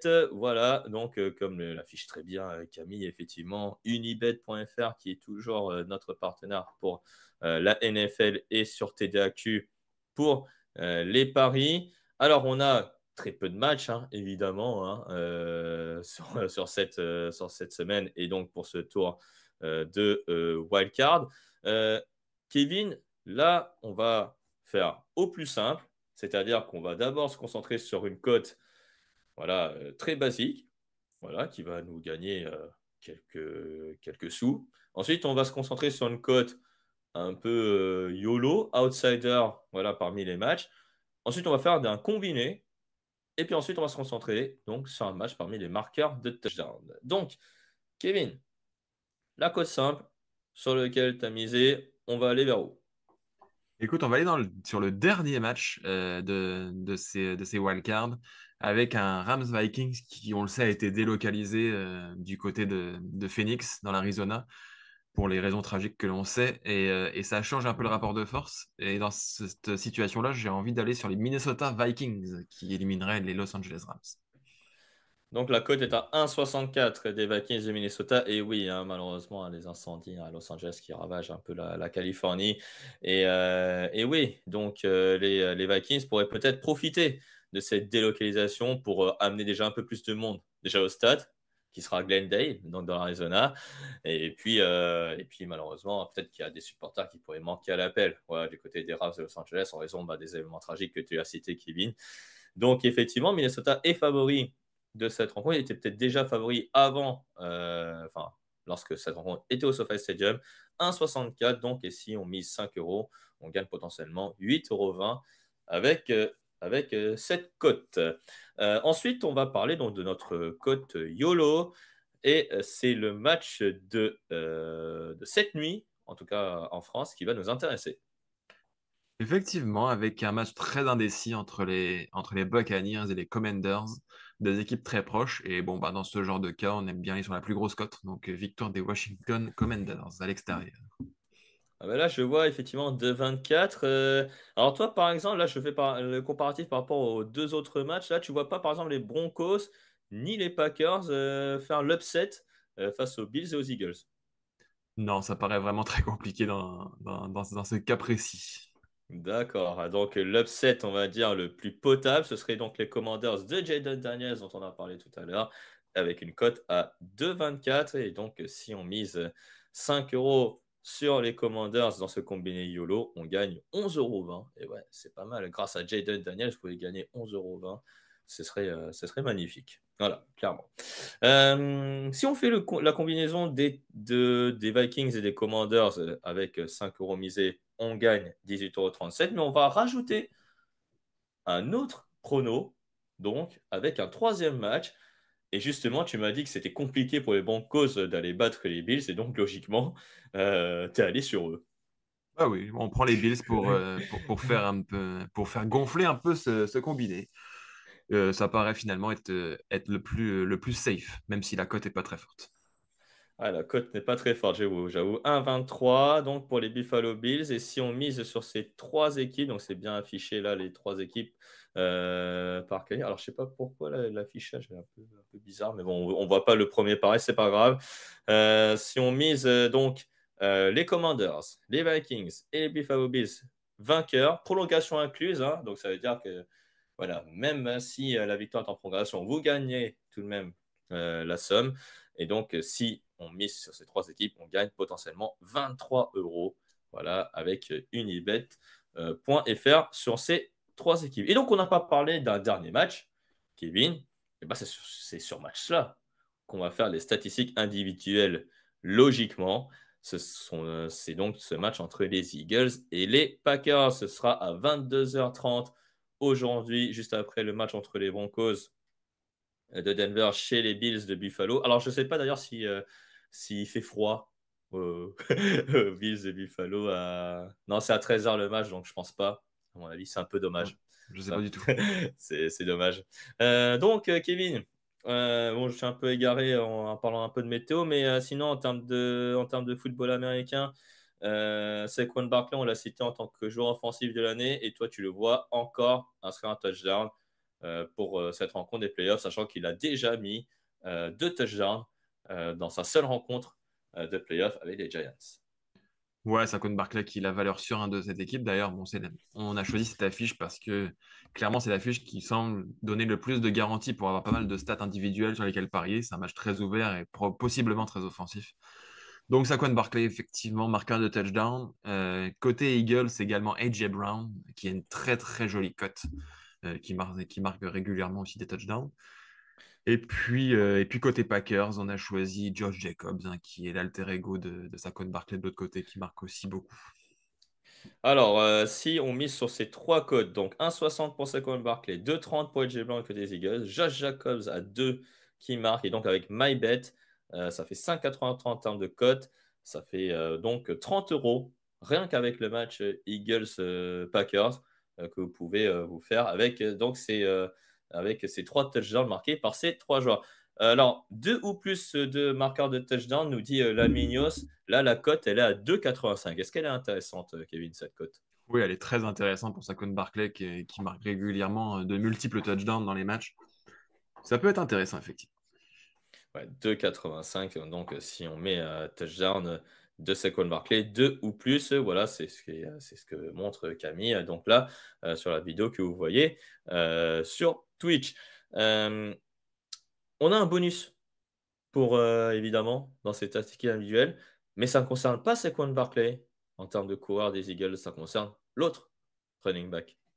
Ouais, Kenneth Gainwell, qui a un petit peu de temps de jeu une fois de temps en temps, qui nous claque de jolies courses régulièrement. Donc, ouais, il y a une opportunité sur BetClick avec plus de 10,5 yards. Donc, au moins 11 yards à la course de Kenneth Gainwell. Et puis, une cote très jolie aux alentours de 1,70, si mes souvenirs sont bons.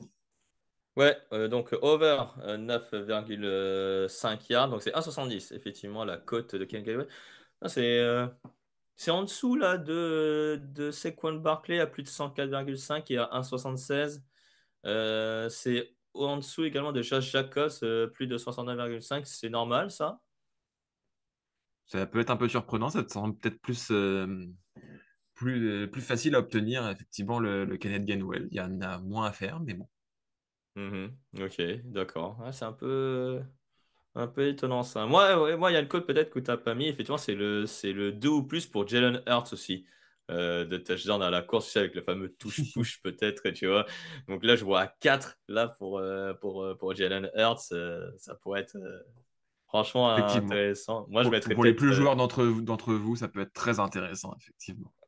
4 touchdowns enfin, pardon, 2 ou plus pour Jalen Hurts contre la défense au sol des Packers et le touche-push. Ah, ça pourrait être assez drôle. Voilà. Ok. Donc, je sais pas, je me tâte d'un coup à faire ça. Mais ok, pourquoi pas. Pourquoi pas. Mais merci beaucoup, Kevin, donc, pour les paris avec donc Unibet pour ce tour de wildcard. On fera la même chose, évidemment, pour les autres matchs de playoffs qui arriveront donc la semaine prochaine lors des divisional rounds. On va passer à l'avant-match, Kevin, pour terminer avec toi pour ce numéro du fauteuil. Il nous reste un quart d'heure, donc on va vraiment les présenter vite fait, hein. Il n'y a que 4 matchs finalement, hein, au programme. Voilà. Alors, si on est sur les pronostics, voilà. Donc, la première rencontre entre les Bills de Buffalo et les Broncos de Denver. Alors, sur les paris, on avait dit, ouais, les Bills, voilà, vont être intouchables. Est-ce que tu penses que Denver, alors combien de cartons tu penses Denver vont résister aux Bills de Buffalo?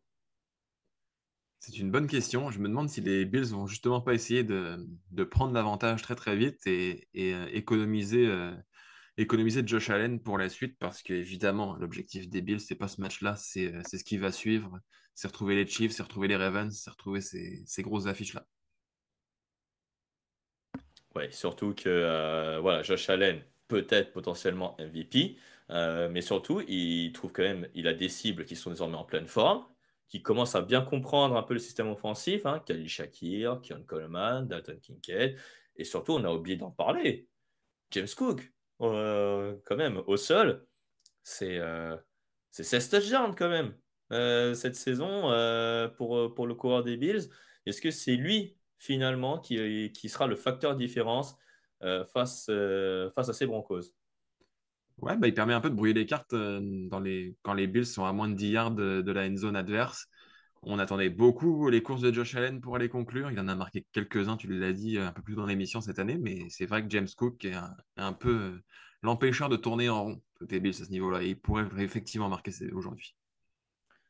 Alors, unanimité pour les Bills de Buffalo, voilà, sur ce match-là.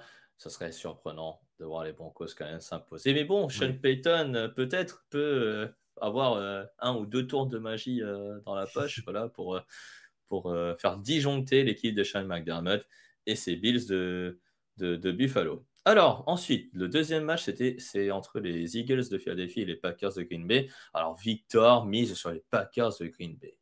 Bon, peut-être par superstition, voilà, mais sinon, les autres membres de la rédaction misent sur les Eagles. Tu vois quel type de match? Est-ce que tu vois un match spectaculaire ou un match fermé? Bah, j'ai plus l'impression qu'on se dirige vers un match spectaculaire. On a deux running backs qui sont quasiment dans les toutes meilleures recrues de la dernière free agency avec Saquon Barkley et puis Josh Jacobs.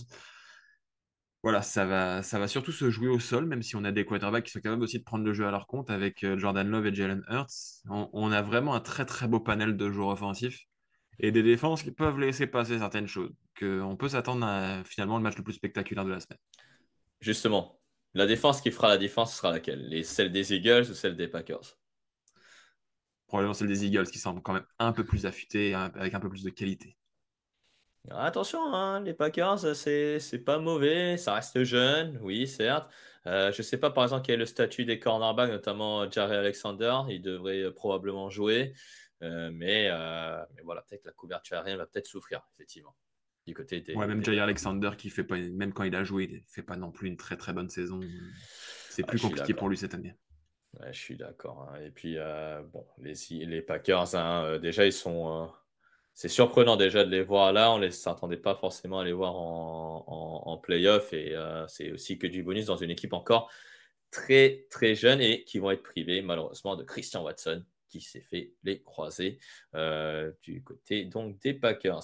Il ne joue pas, me dit Tars Wilder. Ah oui, il est blessé, c'est vrai. Jared Alexander, c'est vrai qu'il a une blessure qui a entraîné sa fin de saison. Le match donc du dimanche soir opposera dimanche soir aux États-Unis, mais la nuit de dimanche à lundi en France. C'est un match très serré et on le voit sur les pronostics de la rédaction. 50-50 entre les Buccaneers Tampa Bay et les Commanders de Washington. C'est là où le potentiel upset peut arriver. On l'a vu aussi dans les paris en ligne. Est-ce que tu vois Baker Mayfield et Mike Evans être au diapason ou est-ce que tu vois le duo Jaden McDaniels, Terry McLaurin être au diapason? C'est vraiment le match indécis de cette journée.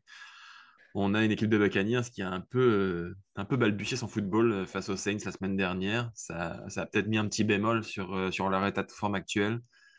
À l'inverse, les Commanders ont eu un petit trou il y a quelques semaines et là maintenant semblent être vraiment revenus à ce qu'ils savent vraiment bien faire. Que j'ai envie d'aller avec les Commanders, c'est une équipe jeune, dynamique, un peu le tube de cette saison. Mais bon, c'est vrai que les Buccaneers ont quand même de belles qualités, ils sont à domicile, dans leur stade, ils sont toujours difficiles à prendre sur leur terre. C'est difficile. Mais Bon, petite pièce sur les Commanders quand même pour la grosse cote. pour moi, justement, c'est ce facteur domicile extérieur qui va faire la différence. Parce que Jaden Daniels, il ne faut pas oublier, c'est un rookie. Et à l'extérieur, les rookies, à moins d'être CJ Stroud, c'est enfin, CJ Stroud dans un pardon, j'ai fait tomber un truc dans un truc dans dans la saison précédente.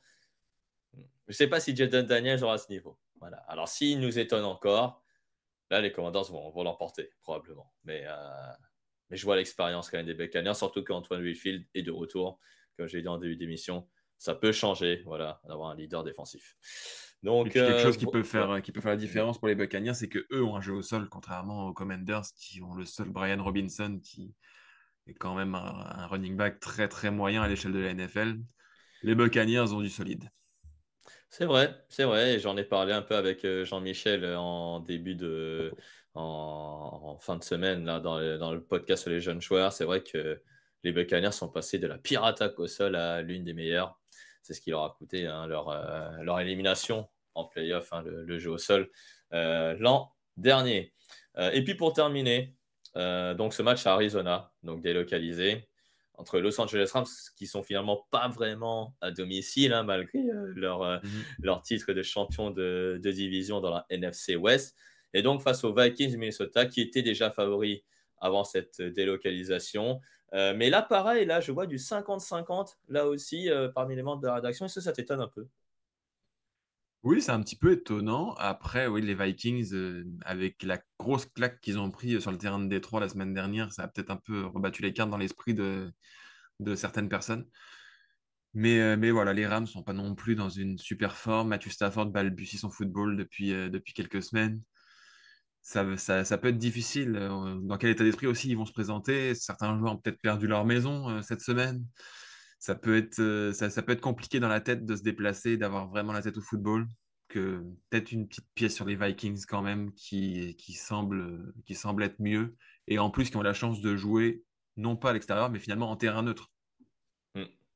Ouais, en terrain neutre et ça peut jouer effectivement sur les appels de jeu, sur comment, sur la façon dont la rencontre va se dérouler.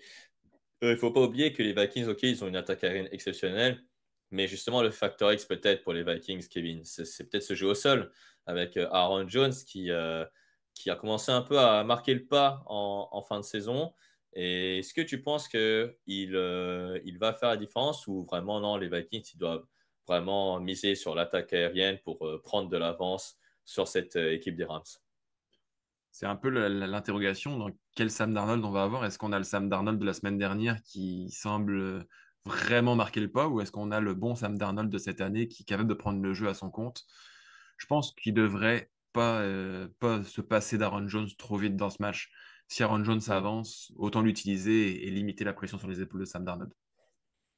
Exactement. Donc, je pense qu'effectivement, les Vikings ont plus d'arguments. Alors que les Rams en face, Kevin, on a Matthew Stafford, on a mis les repos, on a mis, pardon, les joueurs clés au repos lors du dernier match face aux Seahawks de Seattle. Est-ce que cette décision va mener à l'élimination ce soir ou est-ce que tu penses que ça y est, les Rams ont bien récupéré, ont repris des forces face à tout de même une défense des Vikings très agressive sous Brian Flores? Non, je pense que c'est quand même une bonne chose d'avoir reposé certains éléments. Après, ça va être de voir comment ils peuvent mettre en place toutes leurs armes. Pukanakwa est revenu, a été extraordinaire, oui, mais ça a aussi amené le déclin total de Cooper Kupp qui n'existe quasiment plus dans cette attaque. Ils ont besoin de ces deux joueurs-là à leur meilleur niveau, d'autant que Kyren Williams fait une belle saison aussi derrière. Voilà, ces trois éléments, quatre avec Matthew Stafford, doivent performer à leur meilleur ce soir pour passer.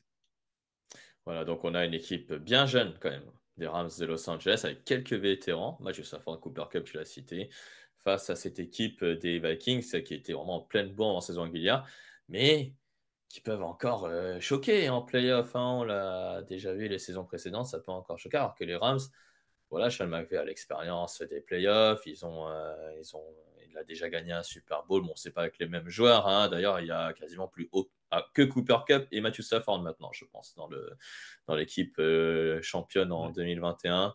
Donc, ça risque d'être un peu compliqué. Donc, toi, tu miserais sur les Vikings, si j'ai bien compris. Oui, Ok, bah moi pareil, donc hein, je mise aussi sur les Vikings sur ce match donc du lundi soir, donc dans la nuit de lundi à mardi. Voilà donc ce qu'on pouvait dire donc sur les quatre matchs et les quatre présentations donc de ces playoffs de wildcard qui se terminent donc mardi matin. Kevin, bah, je te remercie d'avoir été à mes côtés pour cette semaine. bah, merci à toi, Niti, toujours un plaisir. Et toujours un plaisir également pour ma part. Et tu reviens quand tu veux dans le fauteuil. Salut, salut. Salut! Et on va quitter Kevin. Voilà, ça y est, moi je suis en double écran. Voilà, ça y est, maintenant je suis à l'écran. Alors, il n'y aura pas de quiz, hein, malheureusement. On a un peu de mal avec l'extension de quiz. Donc, on va s'en passer pour cette semaine. Donc, il reste 5 minutes d'émission. Donc, je rappelle toujours que vous pouvez toujours suivre l'actualité de la NFL sur touchdownactu.com et que vous pouvez nous soutenir sur Tipeee. Voilà, donc je ne sais pas, Camille, si tu peux montrer le lien du Tipeee avant que vous posiez vos questions. Voilà, le lien Tipeee pour nous soutenir. Il y a toujours les calendriers de 2025, il me semble, qui sont toujours là. Voilà, vous pouvez gagner des mugs, des capsuleurs, des porte-clés. Voilà, bref, le Tipeee qui est toujours là. Voilà, pour nous soutenir, puisque sinon, sans vous, on n'existerait pas. Donc voilà, c'est toujours sympa de nous laisser quelques petits pourboires, voilà, pour vous proposer toujours plus de contenu sur la NFL. Alors, Guy Twig, Tomlin en fin de cycle, Nitti. On l'a un peu parlé là avec Kevin Renaudet là sur Mike Tomlin. C'est pas vraiment une fin de cycle. En fait, il faut vraiment qu'il se renouvelle. Il faut vraiment renouveler, embaucher des coordinateurs peut-être plus jeunes, que ce soit défensifs ou offensifs, arrêter d'être un peu conservateur. Donc, je pense que c'est vraiment pas la fin de cycle, mais voilà, d'être moins conservateur. Ça se voit encore dans les matchs des Steelers. On voit toujours qu'ils sont toujours entre la vingtaine de points et la quinzaine et vingtaine de points par match. Donc, c'est un peu compliqué à juger Mike Tomlin et dire qu'il est en fin de cycle. Non, je ne pense pas qu'il est en fin de cycle. Il faut vraiment qu'il se renouvelle parce que se contenter toujours d'être en playoff au premier tour et de ne rien faire après, c'est un peu dommage, d'autant que du côté des Steelers, on draft tout de même des jeunes talentueux, hein. Bon, parfois, ils n'ont pas la cervelle, hein, comme George Pickens notamment, qui a fait tout de même un bon match voilà, hier soir. Mais ça reste d'être un peu compliqué pour Mike Tomlin dans les prochaines années si jamais il ne se renouvelle pas. DJ Star Killer 9-3, qui est le meilleur kicker? Hmm, Bonne question, ça. Alors, avant la saison, j'aurais dit Justin Tucker des Ravens, mais malheureusement, non. Euh, Bah tiens, le meilleur kicker, c'est peut-être celui des Steelers, Chris Boswell. Voilà, le kicker des Steelers, il est très fiable pour moi, Chris Boswell. Et c'est souvent lui qui fait la différence pour les Steelers avec ses 3 points. Voilà. Oui, celui des Lions, hein, Gus Horizon, euh, Jack Bates en l'occurrence, qui a fait une superbe saison. Voilà. Pour une fois que les Lions ont un kicker très fiable, ça risque d'être très important, en tout cas dans l'optique du Super Bowl. Brandon Aubrey aussi. Brandon Aubrey, il a un bel avantage aussi, c'est qu'il a un vrai pied. Bon, il peut faire des coups de pied de 60 yards, ça peut aller dedans. Voilà. Donc, il est vraiment très, très bon. Lui aussi, Brandon Aubrey. Voilà, je vois aussi McManus. Voilà. Et Jason Sanders. Oui, pourquoi pas. Alors, Brandon McManus, ça fait depuis pas longtemps qu'il est aux Packers de Green Bay, il me semble. Mais Jason Sanders, oui, il a été parfois irrégulier, mais je suis d'accord avec vous sur Jason Sanders. Mais oui, il y a des kickers très fiables, notamment aux Steelers et aux Cowboys. Voilà, pour Brandon Aubrey. Voilà. Alors, je vais prendre peut-être une dernière question et puis ensuite, je vais vous laisser pour ce match donc, entre les Bills de Buffalo et les Broncos de Denver. Apparemment, il fait très beau au Buffalo Bills. C'est dommage, moi qui voulais de la neige et du froid voilà, voilà, dans cette région voilà, du nord-est des États-Unis. Donc, euh, donc voilà, j'ai un peu de temps, donc n'hésitez pas à poser des questions si vous voulez. Sinon, moi, attends. Alors, j'ai Gus Horizon. Alors, quelle équipe le nouveau coach t'attendrait le plus et chez qui? Alors, qui le nouveau coach t'attendrait le plus et chez qui, Gus Horizon? Alors, ouais, je vais faire une dernière question sur les entraîneurs, puisque c'est l'actualité. Euh, le nouveau coach que j'attendrai le plus, probablement. Alors, si jamais il est un nouvel entraîneur, hein, la curiosité, c'est Ben Johnson, le coordinateur offensif des Lions. Voilà. Parce que j'ai envie de savoir ce qu'il vaut en tant qu'entraîneur principal. Parce que si en fait, si ce sont des entraîneurs comme j'ai vu des noms passer comme Ron Rivera, Rex Ryan parmi les Jets, moi ça m'intéresse pas. On sait que ça va être le bordel. Mais par exemple, pour Ben Johnson, on l'a jamais vu en tant qu'entraîneur principal. Donc finalement, ça peut être vraiment innovant. Et puis si ça marche pas, ça marche pas. Mais au moins, comme disait, il me semble, Lucas Vola lors d'un podcast preview ou débrief, au moins je serais content qu'ils aient tenté le coup. Voilà. Alors peut-être chez les Bears, oui, parce que les Bears, ils ont déjà une bonne ossature offensive. Maintenant, après, être entraîneur en chef et être coordinateur, c'est pas la même chose. C'est pas la même chose parce qu'il va falloir aussi gérer la défense, il va falloir euh, fidéliser un groupe, il va falloir donner de la poigne. Est-ce que Ben Johnson est ce type de, d'entraîneur? Pas sûr. Voilà. Donc voilà, donc il est 19h, donc j'en profite pour vous remercier à toutes et à tous. Donc d'abord, merci Gus Horizon de m'avoir posé cette question. Et puis, je vous remercie toutes et à tous donc, d'avoir été à mes côtés donc, pour ce fauteuil. Je vous retrouve la semaine prochaine, évidemment, toujours sur cette même chaîne Twitch TD Actu à 17h30 tous les dimanches. Et puis, profitez bien des playoffs de Wildcard et profitez bien aussi. Également, je glisse un petit mot NCAA également. Ce sera bientôt la finale, voilà, dans 9 jours précisément, entre Ohio State et Notre-Dame. Et donc, je vous souhaite un très bon fin de week-end. Et n'oubliez pas que toute l'actualité de la NFL, c'est sur touchdownactu.com avec toutes les émissions que vous trouvez d'habitude, les débriefs, les previews, les jeunes joueurs et évidemment plein de nouveautés qui vous attendront au cours de l'intersaison. Mais ça, j'aurai le temps de vous expliquer pour plus tard. Merci beaucoup d'avoir été à mes côtés. À bientôt. Salut.